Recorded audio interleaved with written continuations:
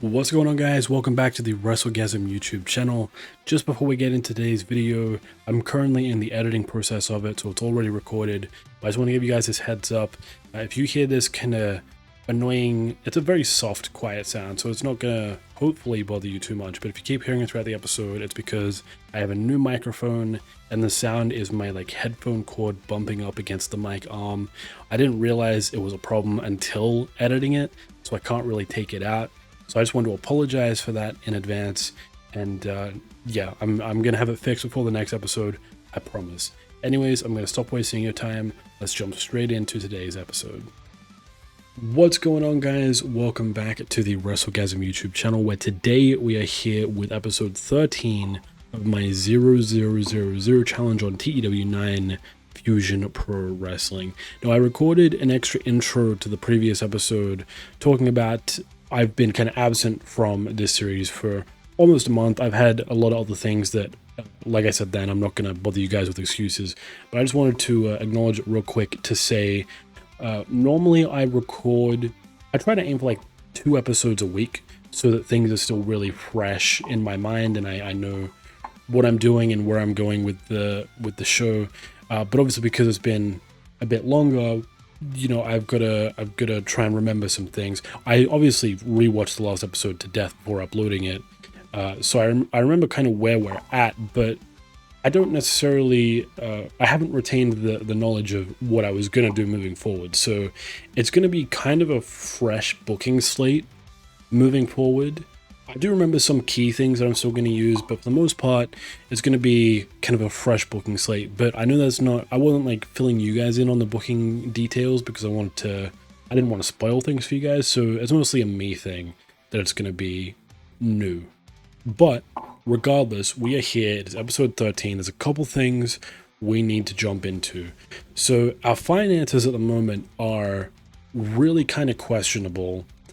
And the thing that I've been trying to figure out, and I asked this in the last episode, but I want to figure out if, obviously there's production values that are necessary for broadcasting, but I want to try and figure out, is just the simple fact that we are broadcasting, is that costing us extra money? Because it doesn't say that, but I think it is.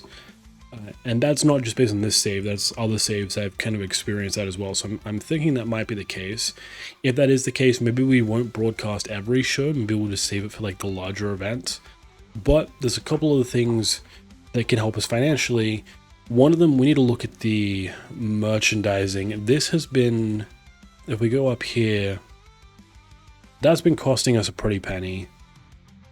And we did lower it to conservative, but I think at this point I might just stop it. Maybe. What's that costing us? 120? Oh, actually, if that's 120 per week, I might leave it for now. That's not terrible. We did already drop that. That was rapid before. But the key thing we need to look at, which could be a terrible investment, but it's already done, and I'm hoping it works out well, is we need to look at North Wrestling. So at the end of the last episode, we saw that North Wrestling, an indie company in the UK, were in debt and were willing to sell to us. And they weren't in huge debt, it was 1,000 and something. So we bought them because it's a cheap purchase for a company. And if we can eliminate the factors that are costing them so much money, they can turn into a money-making machine for us. So that's the goal. That's what we want to try and do. So that's one of the things that I'm prioritizing this episode, and that's what we're going to start this episode with before we get into any shows. So generally, when I buy a company in a local to global save, I will add a new player to the game and play as the other company and book them and manage them myself. I'm not going to do that this time around because this series is just going to be FPW, at least for now. I don't know, there might be some variables. So any changes we make to North Wrestling are going to be through this child company screen. So we're going to go ahead and have a look at their finances and specifically what has been costing them so much money. They've been paying a lot in workers' fees, so that's as simple as make some roster cuts maybe. Their show costs have not been ideal, but that's just general things, so that's fine. Marketing, the production costs could go down a bit. So, okay, so yeah, so production and roster are the two things that we primarily need to look at. Speaking of which, the contracts are right here, so if we have a look... Oh, yeah, they're paying a pretty penny. I mean, it's some good talent, like Mandrews is awesome, Kid Lycos, Flash Morgan Webster, Doug Williams, I'd imagine he's maybe a road agent. So they've got some great talent, but it is some expensive talent, so we're going to have to take a dive into that. Booking team... I'm going to do the budget cuts first, because, I mean, yeah, Mandrews and Trent Seven, I want to get rid of both of them because they're expensive, so there's not really a booking team to use there. Inner Circle, same thing, I'm going to do budget cuts first. So let's look at that now, I guess. We want to go here, but it's like, it sucks because, like, Mark Andrews is phenomenal, but it's too much for us. I do apologize. So he's got to go... Then we're looking at Trent Seven. Don't feel too bad about that one. I did enjoy Trent Seven back in the day, but then when it came out that he's a little bit of a piece of shit, don't really care that much anymore. Kid Lycos 2. Unfortunately, Natalie Sykes, I urge you to reconsider the decision. Unfortunately, that's just not something we can really do right now. Natalie Sykes, it's only $20 per show. I was going to say I might release them as well if they're going to have morale issues, but that's decent money. Session Moth Martina. Okay, so Zio Knox takes it another $20 per show. God damn. Okay. Flash Morgan Webster, unfortunately. Who else are we looking at? Doug Williams. Now, Doug Williams is a bit expensive, but I'd imagine... Yeah, he's a road agent. And his road agent skills are phenomenal. So I'm going to keep him for now. I feel like these ones in the 200 I might get rid of. Because we have a couple in the 200s for... Actually, no, you want? I'll keep them. I'll keep them around. I was going to say, we have a couple in the 200s for FPW, and they're causing us problems, but I think this is good enough. We're just going to go ahead and get rid of Zio Knox and Natalie Sykes for the sake of... Oh, actually, no, they still have good morale, so we're going to do a bit of a roster check and just kind of see what roles need to be filled, and then we can hopefully sign some people for them. Doug Williams, I'm fine with Doug Williams being the only road agent. Referee, we've got Steve Linsky. Is he any good? He's got a 65. That's pretty damn good. Color commentator, they've got Matthew Gregg. And then the play-by-play, they've got Tom Campbell. On-screen personality, so he's the owner of the company. So I can't really get rid of him. Manager, there's nothing. Occasional wrestler, no one. And then it just gets into the regular roster. So those are, we did a few good cuts there. That's going to save us a lot of money. Relatively happy with that. There's a couple like Rampage Brown could probably go, and who was the other one? Emerson Jane. So they're still costing a pretty penny, but we'll see how things go before we make those cuts. But now that we've made some cuts, is there anyone? Okay, there's no one we can add to the booking team. Inner Circle. So we're just looking for anything that excludes ill-suited candidates. All right, let's put Rampage Brown there. Oh, okay. So I've just made Doug Williams the head of talent relations, and Andrew Bowers was upset about it. Do they not get along? Strong dislike. Brother, I will replace you. Like, do you bring any value? Because I will just kick you out, bro. Okay, so that's what our inner circle is looking like. I do, however, want to check out Andrew Bowers and see if he's got bad morale from that. So we could give him the axe because there's really no need for him to be the owner anymore. But I believe it said he's like family with Tom Campbell, and Tom Campbell is one of the commentators. So that could be a problem. Wait, Rory Coyle, was that another one on the list? Yeah, mutual respect. Okay, so I mean, I'll keep him for now. But if there's problems, then there's really, because like we have plenty of other options. Yeah. We can make Cody Rhodes the owner. What? Even though he still works for WWE, because that makes sense. Robbie Brookside would probably be a good choice, actually, even though he is also still with WWE. William Regal. Okay. I actually might look at getting a new owner, someone with good booking stats, but I'll leave that for now. That's not currently a priority. Okay, so this is what the schedule is looking like. They don't have a show for every month. We want at least one show a month. That's kind of mandatory, right? All the shows run for 2 hours. Okay, I'm going to go ahead and fill up their schedule, and then I will show you guys when I'm done. Okay, so I have filled out the calendar. If there's anyone watching who is a fan of North Wrestling, who, like, if I've done anything wrong here, like if they have a certain system, I have no idea. Genuinely everything I have said or shown in regards to North is in this series is exactly what I know. I think at most I've watched some video packages. They released some like hype promos at the end of the year for an awards thing. I remember watching that, but that's pretty much all I've seen. I might have to do my research, but for now, this is the calendar. Any shows that I added are ones that I just found the names for the shows from cagematch.net. So yeah, that's what the calendar is looking like right now. Championships, we have the North title, the North Tag Team title, and the North Ultra Violent title, which was vacated from Flash Morgan Webster. I think for now, I'm probably just going to retire this belt, because it's going to be once a month shows, 2-hour shows, so we don't really need a mid-card title right now. It appears that they do intergender wrestling as well, so that is good for us. That's our product as well, so you love to see it. Tag teams, that's not something that we really have to worry. Oh, they've got TK Cooper, that's sick.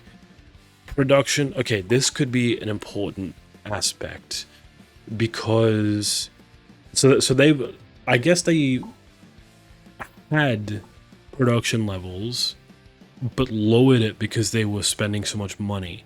That is completely fair. I think I'm gonna let them run like that for a little bit, see if they can make some money, and then I'll bump it up a bit, because they don't have any rivals that they have to worry about in that regard.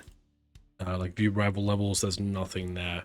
So it really just be if they want to get a broadcast deal, but I don't think right now is the time for them to get that deal. House shows doesn't matter, but I'm just going to turn that all off. It's just what I like to do. Broadcasting, there's nothing. Ticket prices, I'm doing the same thing we did with FPW. I'm putting it very cheap, let them get that pop-up. Yeah, it's not the greatest for like revenue, but let them get that popularity up a bit, and then we can see what's popping. Anyways, with that said, I am going to head to the next FPW show. Along the way, I'm going to look at some signings for North Wrestling, but now that we've set up North, I'm not going to show you guys too much about what's happening with North. I'll update you guys every so often, but that's not the focus of this series. I just want to do this initial stage with you guys, but other than that, we're going to shift our focus back to Fusion Pro Wrestling, and the next show, of course, will be FPW Live 31. Okay, so we're here with FPW Live number 31. We have a sold-out Blue Genie Art Bazaar with 300 people in attendance. We kick things off with a bout that had good wrestling and a decent reaction from the crowd. Lowrider defeated Promise Braxton in an 8:55 by submission. Gets a 40-segment rating. That's a pretty good way to start the show. Now, I will say, for this show, I have decided to wind things back a bit. Obviously, we've been facing a lot of financial issues, as I mentioned earlier, so I want to be a lot more careful with how I'm booking the show. I don't want to spend so much money. It is still being broadcast on IWTV, which I believe is another big factor behind the costs, but I'm winding it back in the sense of there's going to be maybe a match or two less than usual. There's only 6 matches. mostly cheaper workers. Not a whole lot of storyline based stuff. I know since we got the broadcasting deal, I kind of amped up storylines a lot more. We're changing that at least for a little bit while we try and get back on our feet financially. So we're kind of going back to our old style of mostly matches with a little bit of storytelling involved, because as for the product, there has to be a storyline. But we'll get to that when we get to that. In a decent match, the Renegade Twins defeated Rachel Rose and Shazza McKenzie in 9:50 when Charlotte Renegade pinned Shazza McKenzie with a Renegade's Revenge. So the Renegade Twins came into FPW through the Team 3D Invitational and put on a really strong performance. I was really happy with how they were performing right upon their debut. But they obviously lost the qualifier because it was our first time booking them, so I didn't want to put faith in them when I hadn't seen them work in the game so far. So now that they're official roster members, I'm going to try and get them that momentum that they lost in the Invitational. So that's what this is. I will also say this is the first of 2 tag team matches tonight. The second match, as per the Team 3D Invitational, is the main event. It will be the Invitational winners, the Von Erichs, taking on the Dawson Brothers for the FPW tag team titles. We haven't seen the Dawson since they won the titles a few months ago, and that was also because of money. So yeah, hopefully they have been going up and putting on strong performances in other promotions to get ready. In a bout that had great wrestling and good heat, Stephen Wolf defeated Guillermo Rosas in 10:45 by pinfall with a treaty breaker. Segment rating is 50. You can always trust a Stephen Wolf match to be a good one, and that is why he is our world champion. Of course, he just came off a successful defense to Johnnie Robbie. And speaking of him being the world champion, that takes us into our next segment. After the match, Stephen Wolf takes the mic and in his casually cocky way brags about how it feels good to pick and choose his challengers for the world title and knock them down with ease, just like he did with Johnnie Robbie. Of course, he can't choose anyone. The FPW board has to sign off on it, but thankfully they've signed off on his next proposal. Wolf can now confirm that the next official challenger for the World Championship will be none other than the Cowboy, James Storm. Wolf says it's clear to see that Storm is breaking down and he doesn't have long left to defeat a legend like him, so why not capitalize on the opportunity before it's too late? So I do believe I wasn't going to propel Storm into a world title picture so soon, but some things have changed and I will explain that a little bit later on. Also partly because, like I said at the start of this episode, I don't necessarily remember what my plans were going to be in detail, but there are specific elements that have changed as well. So James Storm will challenge for the World Championship, and it'll be at FPW Live 32. And about that had good heat and decent wrestling, Jack Evans defeated Dolce Tormenta in 9:43 by pinfall with a 6:30 senton. Now, Dolce Tormenta has big morale issues at the moment, and the reason for the big morale issues is because I said in the last episode I would have to release Madman Fulton because he is just asking for too much money. As much as I would love to keep him because I had big plans for him, we had to let him go, and so we've done that. But in doing so, I kind of forgot that the second, like the very first show we booked Madman Fulton on, he immediately started dating Dolce Tormenta, and I forgot that. So Dolce was upset about Madman getting fired, and that is completely valid. So I'm going to try and book her pretty consistently and try and boost her morale a bit if I can, because look, she's not a very high performer. In fact, she's one of our worst performing roster members, but she's a very valued roster member. So yeah, I'm going to try and boost that morale if I can. And about that good heat and decent wrestling, Cal Jack defeated Alpha Zoe in 11:47 by submission. So this kind of goes back to the dialing it back with the storylines aspect, because initially I was trying to think of all the storylines I could do. And obviously Paul London and Cal Jack is a storyline that I would want to continue and see where I could aim it next, because I mentioned in the last episode that Sonico was going to get involved originally. Then because of the Madman Fulton stuff, that had to change.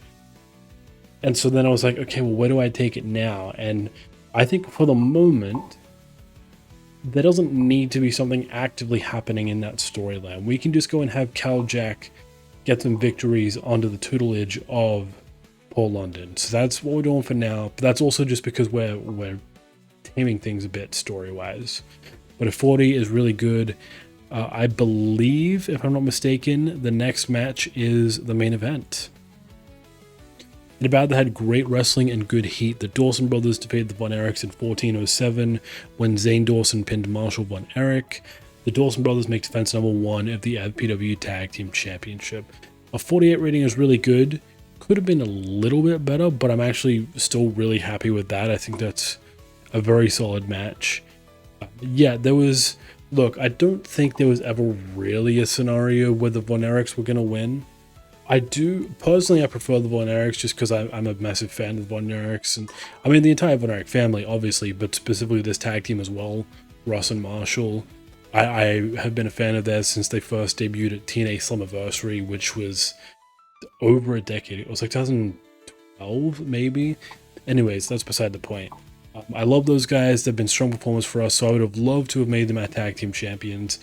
But there's a couple reasons I didn't. One, the Dawsons still kind of beat them a bit in performances, although the gap in the performances here is a bit more drastic than I expected. And also, the Dawsons have only just won the belts. They need to get at least a couple defenses before we drop it.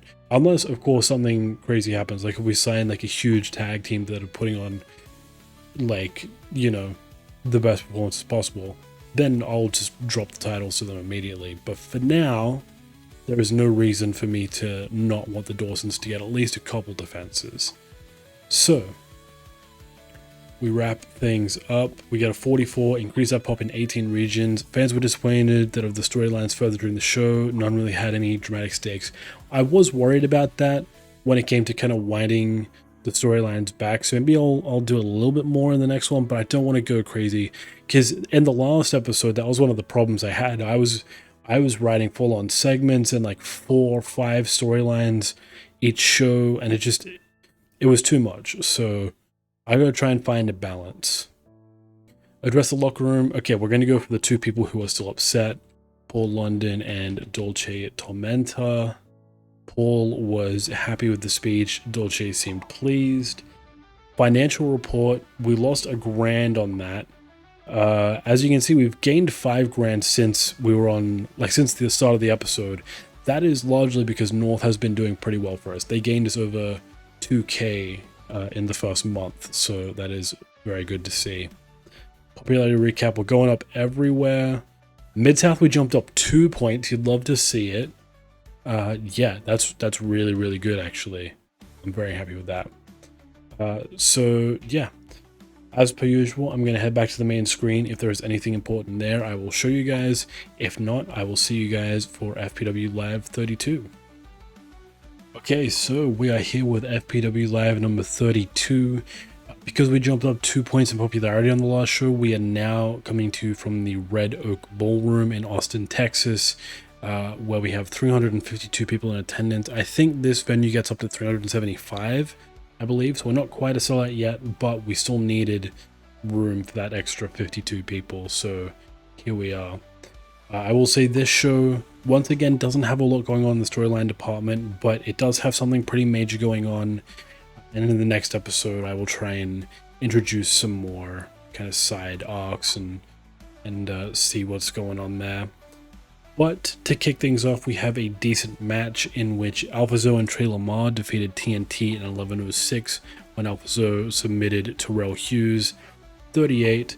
Not a lot to say about this match. It was a decent opener. Yeah, that's about it, really.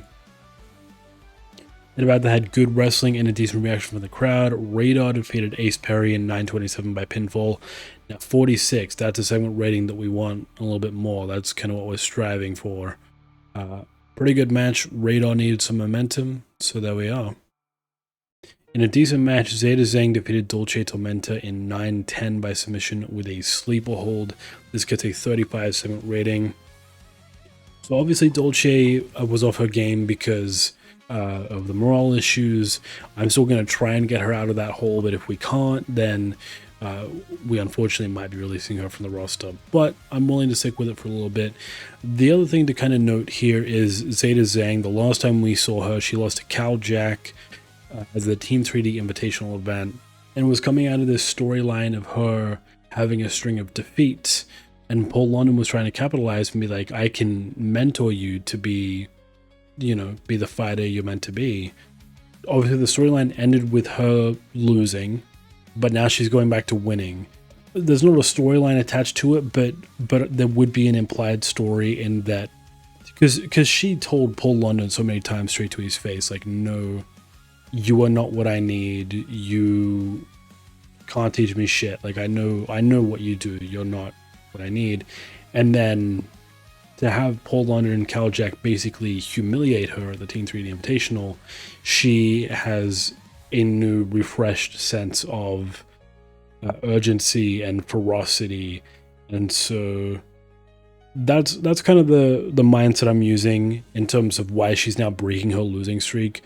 In reality, like I said, there's no actual storyline attached, so it's a bit of a, I didn't want to have her winning matches out of nowhere with no reason behind it. So canonically, like, if you are if you're watching this on IWTV, you will see that she just is a lot more ferocious because she knows she needs to step up her game. Anyways, that's a lot of headcanon. It doesn't affect the game whatsoever. I just wanted to put that out there. In a good match, Sonico defeated Vipers in 9:55 by pinfall with an EMF. Not a lot to say about this. I just didn't want to go an episode without booking Sonico and Zeta, the other pillars. So yeah, not much there. In a good match, Paul London and Cal Jack defeated Ryan Davidson and Ruben Steele in 12:25 when Cal Jack submitted Ryan Davidson. 44-7 rating is really good.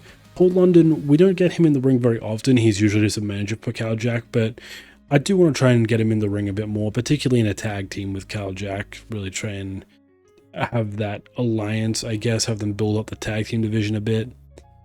So yeah, always happy to put Paul London back at the ring. Anyways, I believe, if I'm not mistaken, it is time for the main event. In a superb match, Stephen Wolf defeated James Storm in 15:21 by pinfall with a treaty breaker. Stephen Wolf makes defense number 4 of the FPW World Championship. A 48 rating is pretty damn good. I can't complain too much about that. Could be better, but definitely not going to complain. The creative finish was a failure, which is funny considering it was a near certainty to succeed. But I guess a near certainty isn't quite a certainty. But yeah, I'm very happy with that. But now we get into explaining exactly why I rushed James Storm into a World Championship match sooner than expected. James Storm is left in the ring by himself after suffering a defeat. Even in loss, the crowd show him admiration. He reluctantly gets on the microphone and says, even though Stephen Wolf may be one cocky son of a bitch, he did get one thing right. When Storm came back from his injury and signed with FPW, he made some promises that he unfortunately won't be able to keep. These past few months, after having spent over a year on the shelf, James has realized that he has a lot less in the tank than he realized. So as much as it pains him to admit it, the next FPW show will be his last. He thanks Stephen for the opportunity to challenge for the world title before he closes this chapter of his life, and promises to make his final FPW appearance one hell of a show. 6-1 rated segment for an angle that is, well, I mean, I was going to say for an angle that's incredible, but for anything that's incredible. Like, that's better than our best match, I believe. So James Storm on the mic is awesome. Now, this is not me doing a budget cut. I'm not like getting rid of James Storm to save money. That's just a silver lining. James Storm is genuinely retiring in the game. I've got the email to show you guys once we're back on the main screen as well. But yeah, he is unfortunately hanging up the boots. So we don't get him for quite as long as we had hoped for, but it is what it is. We still got a pretty fun run out of him, so I'm very happy we did that. Anyways, we got 47 rating for the show. We increased our pop in 18 regions. We're going to praise Dolce because she needs the morale, and then no one else needs morale. Paul London cleared up his, Ryan Davison cleared up his. So I'm gonna, you know what, I'm gonna try and send James Storm out on a good note. Dolce seemed pleased, Storm seemed pleased. Financial report, only lost $200. Okay, shit, all right, I'm happy with that. Popularity recap. So we gain popularity everywhere, but in terms of gaining like full points, we get some in Canada, but then in the US we only get one in our home region. That is still great. If we're gaining pop in the Mid-South, then I am happy. Either way, I'm going to jump to the main screen. We'll do a quick little recap, show our finances now with North Wrestling, and we'll go from there. Okay, so we're back on the main screen. Just for starters, here is the email we got back in May. So even before FPW Live 31, we got this. Yeah, so he is unfortunately not going to be working for us too much longer. I mean, he could work in a behind-the-scenes role as a road agent or something, but I'm only really going to do that if we can cheapen his contract a bit. Either way, he's retiring in 45 days. As per our calendar, that means we only get one more show out of him. Unless we do 2 shows in a month, but I don't want to do that. That's going to be more money. But like at the moment, he's costing us $250. If he's willing to cut down the cost so that he can be a road agent, maybe we can get him as a commentator as well. Who knows? Because I think if we ask him to be a commentator, he'll get automatically some points there. But we'll see. We'll see what happens. In terms of what his finale, his final match for FPW is going to be, I don't know yet. I want to be something exciting, but we'll see. We'll see when the time comes. So this is what our finances are looking like now in the middle of June. As you can see, North Wrestling has been quite the good business venture for us. They have earned us a fair bit of money, which, I mean, so May is the only month where we had North from the start to the end of the month. We made 5.6K and they make up 3.8K of that. So that's, I'm really happy with that. I think we've done the right move there. We have a look. They've held, I believe this was the first show after we took them over. So they got a 50, a 50, and a 52. Before that, they were getting 53, 50, 52. So on average, only a little bit of a decrease, but that's because, you know, we had to get rid of guys like Mark Andrews / Morgan Webster, stuff like that. It was funny though. I will just address real quick. It was funny. We got rid of like Kid Lycos 2 because he was too expensive. But then when I went to sign people for North Wrestling, obviously, because it acts as if I'm signing them to an American company, to FPW, but then I automatically assign them to North. So Kid Lycos was getting paid like a couple $100 for a North Wrestling contract. But then if I sign Kid Lycos to FPW, but put them into North, he's only asked for like $20.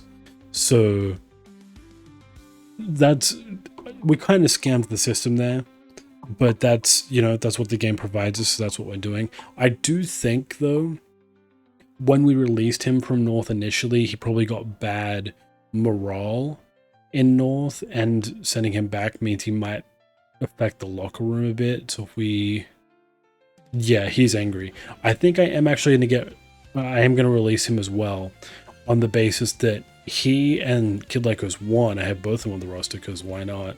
They both keep asking to come out of developmental. So I think Kid Lycos 2 I'm going to release. And also, for full context, we're not treating this as a developmental. This is just a revenue, basically. It's a financial endeavor. So Kid Lycos 2 we're going to release. I forgot about that. We have to upset Natalie Sykes again.